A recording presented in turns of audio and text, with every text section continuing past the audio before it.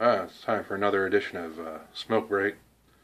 I didn't really want to talk about this for a while, but I guess I will because it's getting to the point where I think it's getting a little ridiculous in the media. So I'm going to fucking talk about it. Let's see what we're going to talk about. We're going to talk about safe spaces trumping the First Amendment. Imaginary safe spaces trumping the First Amendment. Let's see, attacking journalists because of safe spaces. Let's see, Poo-swastikas.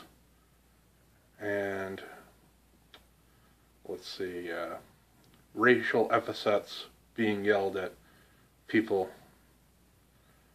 Of course, they can't tell anyone who did it, but it was yelled. He thought he heard it. It was, of course, about the University of Missouri getting their president to step down for not dealing with all the racial hate on the university, all the racial tension. He didn't want to deal with it, so they had this guy had a hunger strike. Who I guess his dad works for a fucking train company or something, or Camtrak. I don't know. He works for a fucking huge company. He makes $6 million a year. His last name's Butler. But he's got talking about how white people are privileged when his dad makes $6 million a year. So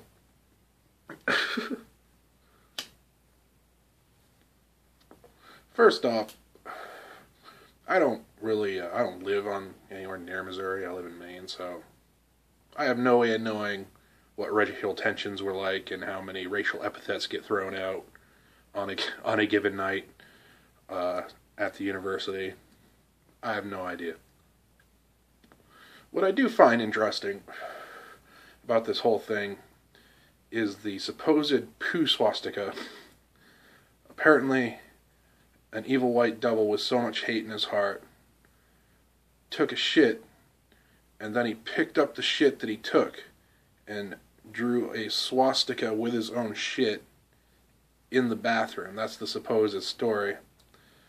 I'm very suspicious of this story because I guarantee you, if I found a fucking Poo-swastika, I'd fucking take a picture of it. That's a fucking odd occurrence. If there's a Poo-swastika, somebody should have taken a picture of this Poo-swastika if it's going to get talked about this much. If not, I'm going to assume it didn't fucking happen, because it seems unlikely. It seems unlikely a man would poop in his own hand,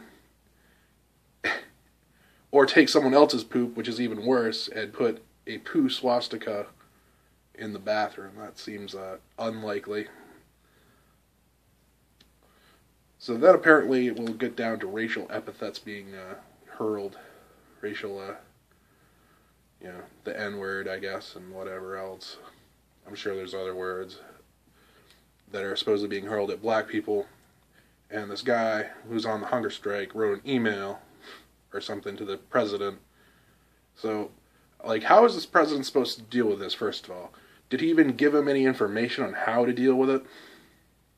I don't know, the people who yelled the words at him. I mean, they do have, I'm for the First Amendment, but in college they do have the honor code and whatever, so he could have done something where he could have, at least, kicked him in his office and gave him a warning and or gave him some disciplinary action with, you do it again, you're out of here, or whatever. But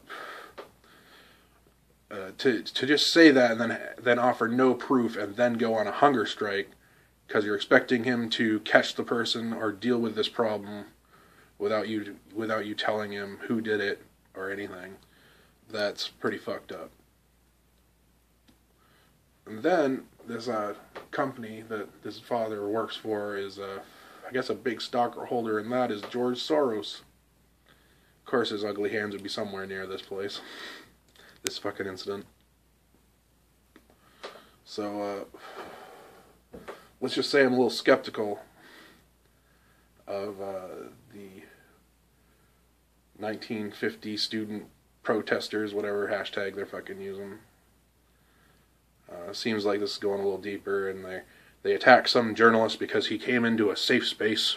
He came into the safe space and started asking all these questions, probably somewhat of the same questions I just asked.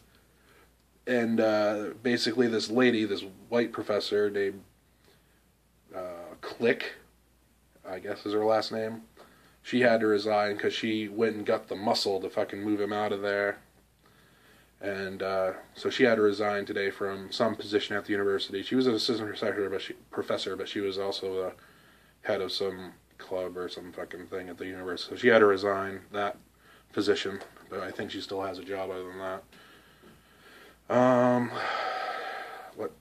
not sure on that, but I'm pretty sure she still is an assistant professor there.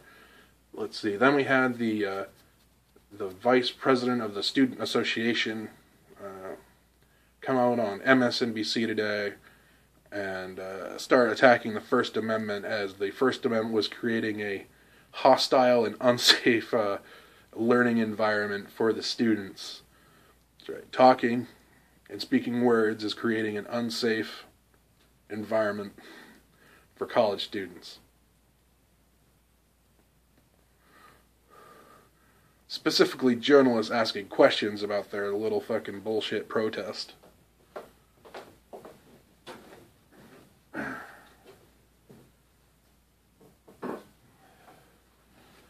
So, on top of that, I guess there was demands that they also gave them about hiring more black professors and some other things. Look,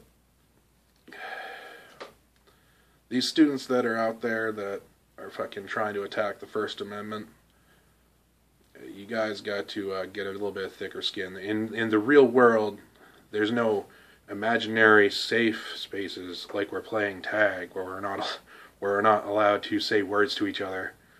I don't think this is good for the University of Missouri, personally. Like, if you're an employer and you look to see what school this interviewer went to, and he went to the University of Missouri during the 2015, you're probably going to remember this. So are you really going to want some fucking person with that thin a skin fucking working for you? That I mean, you're not be able to work with this person.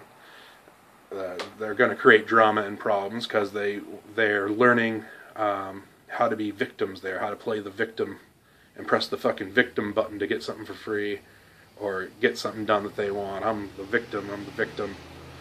Alright, or they'll find a mysterious poop swastika in your employee bathroom, and then it's all over. I mean, I think that's what's going to happen. I think it's really going to hurt a lot of the students there, actually. Because you're going to have, people are going to think about that when they're looking at resumes now for probably 3 or 4 years at least, maybe even a little more. I know people's memory's a little short, but when they see that, they're like, "Oh, you're in Missouri, 2015. Oh, okay." The poop swastika. That's right. I fucking remember the poop swastika. All right. It looks like we're going to put you in the not call back list. Okay. On to the next person. All right. So that's what I think. So there's no safe spaces in real life. The First Amendment, your attack on the First Amendment is complete logical fallacy. It's complete logical fallacy from start to beginning. It's just total bullshit. And if you guys are getting racially slurred at, then you need to come up with the people that actually did it. Get a description of them or something. It's common sense. Like, oh, there was some guy, he yelled something at me. It made me feel bad. What did he yell at you? Oh, that's pretty bad. Oh, what do you look like? Well, I don't know. He was a white guy. He was a white guy in a truck, and they had some Confederate flag in a pickup truck, and they were riding through with a guy in the back of a pickup truck playing the banjo. Ding, ding, ding, ding, ding, ding. And then when they fucking found a black guy, they started yelling the N-word at it, and that was me. So I want you to do something about it, or you're fired, or give me money or something. I mean, it's just, we're at fucking 9:51. This has been Smoke Break. That's my feeling on it right now. Have a good night.